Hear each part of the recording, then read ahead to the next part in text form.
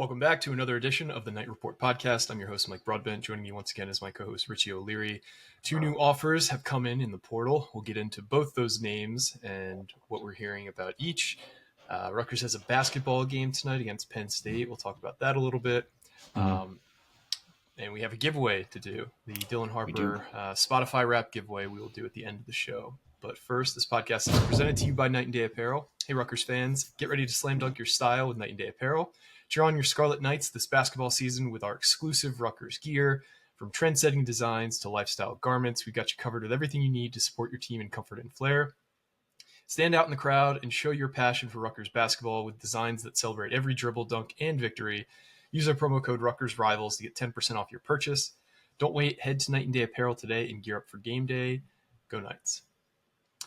We are also presented to you by BetOnline. BetOnline continues to be the world's most trusted betting platform and your number one source for online betting.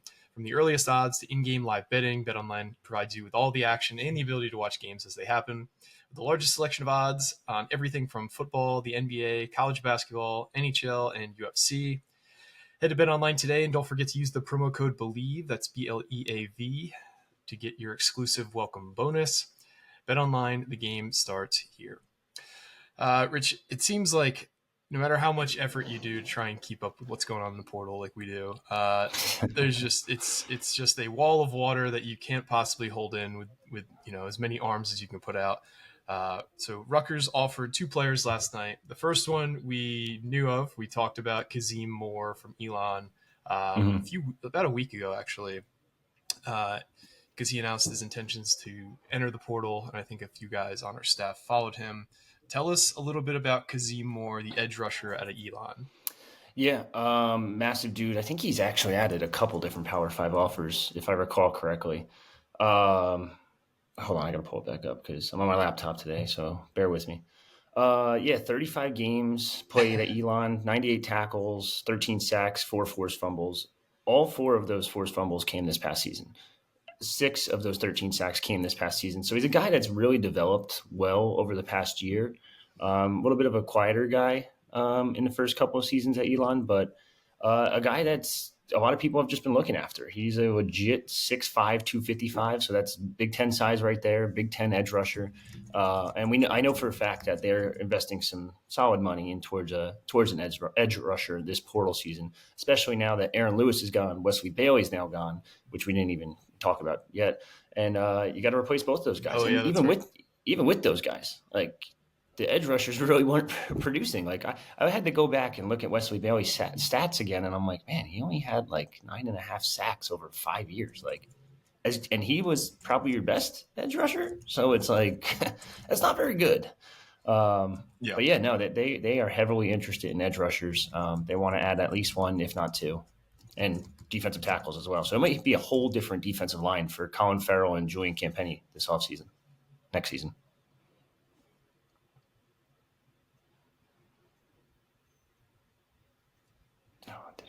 Yeah, it seems like there's a heavy emphasis along the defensive line from the follows they're going into. So stay tuned there. Like you said, he's got a handful of other offers as well. Rutgers offered last night. He's got an offer from Buffalo, UMass, Delaware, Houston, Georgia Tech, USC, Missouri State, James Madison, Western Kentucky, Wisconsin, Cal, Eastern Michigan, Toledo, San Diego State, Oklahoma State, Kentucky. So more than a handful. Coastal Carolina, USF, Virginia, Texas Tech, Cincinnati, Georgia Southern, Boston College, Memphis. I'll stop there. He's got a lot of offers. Yeah. Is he in the process of potentially setting up a visit? Where does Rutgers stand in his pecking order right now, or is it still kind of too early to determine? So I lost connection for a sec. Give me the name again. Oh, did I lose you again? Cazeem Moore. Oh, we're still talking about Cazeem Moore. Yeah, I lost you for like a solid minute. But yeah, we're back. They're pushing to get him on a visit, but it's going to be tough. It's going to be tough sledding for this one. USC offered, like you said, Wisconsin. Like there's a bunch of Power 5s that are after him. It's kind of a wait and see mode. Now, I do know that they'll obviously, as you actually broke, they will be hosting Colin Weber today for his official visit for the next day and a half, 2 days, whatever it is. So I expect them to try to get more kids to line it up, these visits with basketball games, because you could sell the atmosphere. It's an easy sell. Kids want to see high level talent too, like Ace Bailey and Dylan Harper. So that's a big thing that they're going to push this offseason with the portal guys specifically. So, but nothing new on Cazeem Moore, just kind of waiting and seeing till he schedules his visits. He hasn't scheduled anything as of right now to anywhere. The interesting thing about Colin Weber, you mentioned, he's visiting, as you said, he's on campus now. He played for the Family AAU program under, not under Coach Smoke, but he knows Coach Smoke. I guess his nickname is Smokey, so he'll probably chat it up a little bit on his visit, I'm sure. But yeah, I think we're both feeling pretty good about where things stand there. Very athletic tight end. At his size, he played point guard when he was playing basketball. He had Division I basketball offers in high school, and he had to choose between football and basketball. And when I was listening to an interview with him, and he had to basically, this is what he was thinking in high school, mind you, at a high school that had never produced a Division I athlete up until this point. He was thinking, what sport gives me the best chance at playing professionally? And he thought, at his size, he had a much better chance of making the NFL than he did playing in the NBA. So that was a big part of his decision. So that's the kind of athlete that he is, and I feel good about him ending up at Rutgers. But let's talk about the other offer that went out yesterday. CJ Campbell Jr. He's a running back out of FAU. He's got a really interesting story. He started out at Florida State, transferred to FAU, and had a really good season. What are you hearing on CJ Campbell, and tell us a little bit about him as a player and his story? I think people looked at it right away on our boards and were just kind of like, what the hell, a running back? Especially when people are saying like, hey, Rutgers doesn't have much NIL money, but with revenue sharing, you're going to have a lot more, and you're going to be able to upgrade just about any position you want. And that's what they're kind of looking towards now. Now, Raymond's a very good back. I think he's very talented, but you still want that 1-2 punch. I mean, look what Raymond and Monangai were able to do this season. Benjamin obviously has done some things, has flashed a little bit here and there. He's getting there. I think he's right up there. But going back to Campbell, like, he's just exploded. He's a guy that's actually a Louisiana native, played his high school ball down at Panama City, Florida. I think it was Bay High School, I think was the name of it. Went there and only had one offer out of high school to Davidson, ended up walking on at Florida State, one walk-on scout team player of the year in his first season there. And then all of a sudden they were giving him carries. He got to the point where he's moved up the depth chart for Florida State over the past couple of years. Now, the ironic part is he ended up leaving Florida State to go play a full scholarship offer down at FAU, exploded for 800 yards, 5.1 yards per carry, another 460 yards receiving, and another, I think he totaled over 1,000 yards, all-purpose yards, but also totaled, I think, 11 touchdowns on the year, or maybe more than that, 12. Extremely capable athlete, very good, very similar size to Kyle Monangai.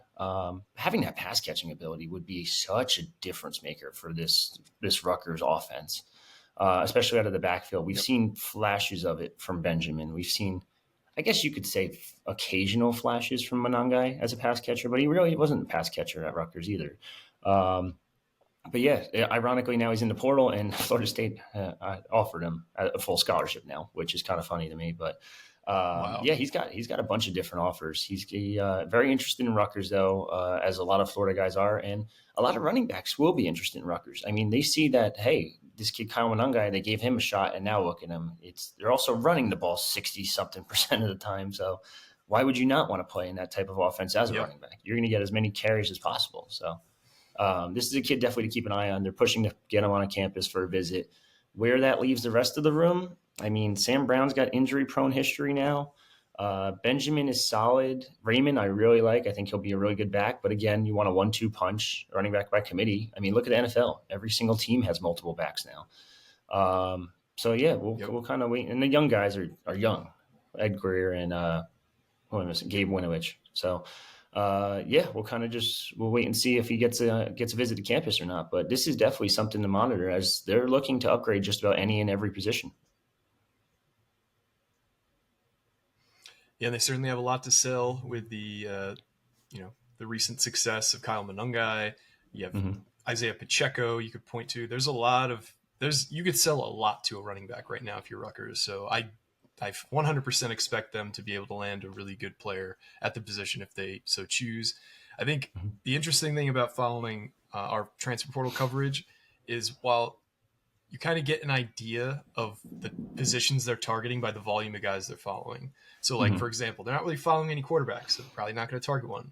But they are following a decent amount of running backs, a decent amount of receivers, a lot of corners, a lot of defensive linemen. So, like, when you see that kind of all listed in a row, it's like, oh, okay, they're targeting this position, probably not this position. So that's probably why I would just pay attention to the boards as much as possible, because we talk about big news on here, but the minutia of stuff will all be covered on the boards. You had mentioned Wesley Bailey entering the portal. Things are moving so fast that was kind of like in one ear out the other yesterday. So Wesley Bailey entered the portal. He's got 1 year of eligibility left. Likelihood he comes back to Rutgers is pretty slim, but zero shot. What do you hear that went into that? Yeah, what do you hear that went into that decision? I mean, look, he played 4 games and decided that was it, basically. Could he have pushed himself and kept playing? Apologize for my dog in the background, but could he have pushed himself and kept playing? Sure, there was a very high possibility, but he also wanted to go elsewhere. He saw what Renee Conga did, a good friend, fellow Canadian, and got a big payday from Louisville. So, I mean, I have a feeling this one might end up with Louisville as well, but we're going to have to wait and see. He's going to have a couple different options, in my opinion. Yeah, I don't blame him for trying to see what else he can get out there. He gave 4 years, like you said, to Rutgers, and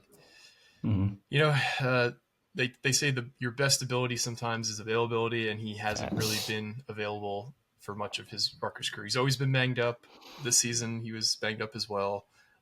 So wish him well, but that ship has sailed, and I think Rutgers might be better for it, because I know that they probably had to spend a decent amount to keep him last year, so that frees up some money to spread around into the portal and to the rest of the roster. Before we get into hoops, we have one other former Rutgers player who entered the portal again. Gavin Wimsatt entered the portal after 1 year at Kentucky. Shouldn't surprise. He wasn't able to crack the starting lineup there on a really bad season for Kentucky, so wish him well. But I mean, if he can drop down to a lower level, like, he can be a really good option quarterback. But I think he's been playing a little above where he probably should if he wants to start and be an impact player. Yeah. Let's talk some hoops. Rutgers plays Penn State tonight. Penn State's red hot. I think they're 7-1 or 8-1 on the season. They have a lot of really high end players. Ace Baldwin, that's European center. I forget his name, who's been just one of the breakout stars of college basketball. Rutgers has its hands full in a game where they really need to win. How do you see tonight's game playing out for the Scarlet Knights? Listen, it's not a must-win game like some people are saying. You can argue it, I guess, but this is a Q1 Penn State team. They're probably going to make the tournament. They are one of the better Big Ten teams this year. They just beat the doors off of Purdue, who's ranked number 8 and the heavy favorite to win the conference. I think it's going to be tough, because it's not just Ace Baldwin anymore for Penn State. Ace Baldwin is very good in his own right, but they also have Freddie DeLeon, who's a former top 40 kid from Tennessee, and Rick Barnes just didn't use him at all, and now he's lighting it up at Penn State. They have former 4-star Puff Johnson from UNC. They have Zach Hicks, who actually wanted to come to Rutgers, went to Temple, and then transferred to Penn State, and now is their deadly three-point threat, who's a big man, 6'7", 6'8"-ish. And then Yannick Konen-Niederheiser is the big man, the European big that you mentioned, and he's been absolutely dominant. Like, he is really damn good so far. And I don't want to hype up this Penn State team too much, but in reality, again, they just beat the doors off Purdue. Their only loss is to who, I forget where Clemson's ranked, but a ranked Clemson team. Like, that's their only loss. They beat Virginia Tech. They beat Fordham. They beat a bunch of others. Like, they're Clemson a good team. is 9-1 in the season.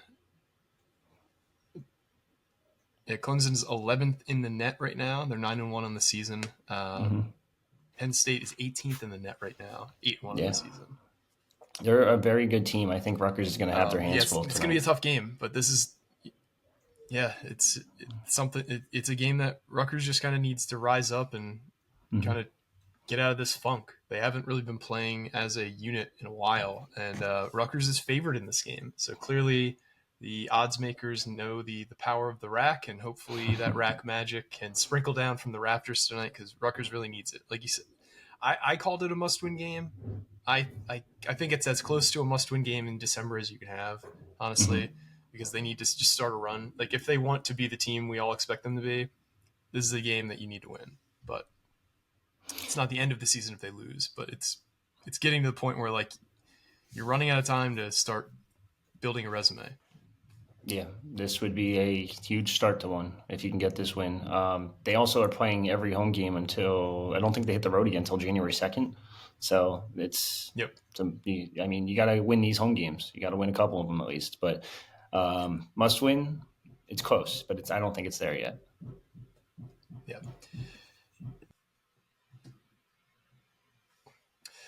I agree. Let's do our giveaway. So we had a giveaway on Twitter for a signed Dylan Harper card. If you tweeted at us your Spotify Wrapped, and it included the Knight Report podcast. So I have all those names, and we are going to run that now. Same service we've used in the past. It's called Wheel of Names. If anybody wants to use it in their lives, let's just run it. We have our names on the right. Let's see who our winner is.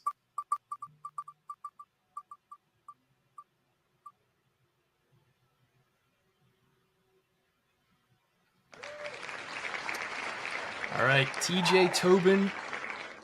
Congratulations, you are the winner. That's at Tobin_TJ. Feel free to either DM the Rutgers Rivals Twitter account or email Richie at rurichie@gmail.com to claim your prize. We'll get that card sent out to you ASAP. But congratulations to TJ Tobin on winning the Dylan Harper signed autograph card. So a little quick and dirty pod today. We don't really have a whole lot else going on. I got one more for you. I'm sure we'll be back later in this week. I got one more for you. Defensive tackle from South Florida, Paulsboro, New Jersey native, former JUCO, will be at Rutgers tomorrow. Is it Doug Blue Ellis? Yeah. Eli, yes, that's him. Yep. So Rutgers started following him yesterday. I can give a little information on him since he was in my follow list. So he is a 6'2", 322-pound defensive tackle. No reported offers in terms of what he reported on his Twitter page last night. Mm-hmm. He got on the season a 60.9 PFF grade, which is 678th out of all D tackles. So not a great grade. I don't have his stats in front of me, but interesting name for sure. Yeah, someone to monitor, Jersey guy, so it makes sense. I wouldn't be surprised if that one kind of just ended up in Rutgers' favor. Oh, multiple. Certainly has the size to play at this level, but I don't know a lot about him other than that. What'd you say? I think he has multiple years of eligibility, if I'm reading this correct. But I got to double check on that.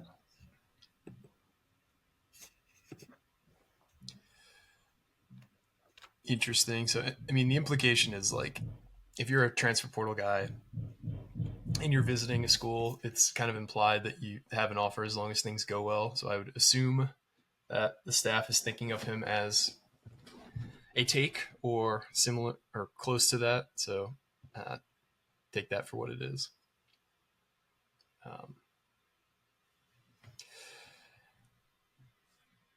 All right, so that's all we got for today. Thanks to everybody for listening once again. For me and Richie, this has been another edition of the Knight Report podcast, signing off.